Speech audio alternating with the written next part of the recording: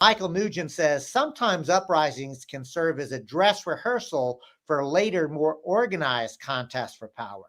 Our organization is like a scaffold for when broader messages get politicized. I'd love to hear your reaction to that.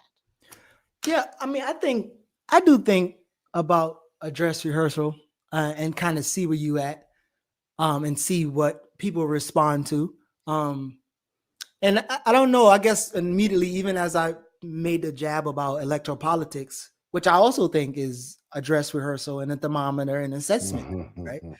You're able to put your policies out, and you get to see how many people rocking with it, and see how many people not rocking with it. And I think so many times we romanticize armed struggle and the violent part, and I think we begin to forget that there is so much that goes in preparation. And so spontaneity is great. I understand that. But there's so much preparation that goes into a thing.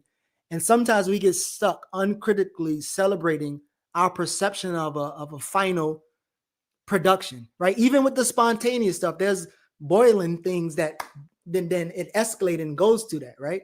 And so just as well as we don't know the context or the pretext to this spontaneous uprising, that's kind of how we uncritically look at final, or our perceptions of final uh, reactions or final movements or whatever. And I think it's just important whenever you think about dress rehearsal.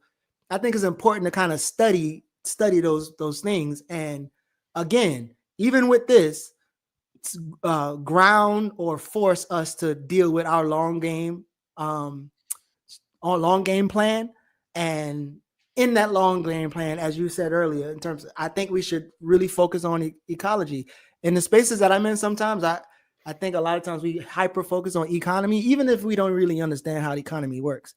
And I just think a long game has to be clear, even with those spontaneous things. And people need to see those spontaneous things connected to something of a long game, or as organizers with organizations who know people are going to be feeling a thing, you got to have something for people to funnel into to actually sustain that energy.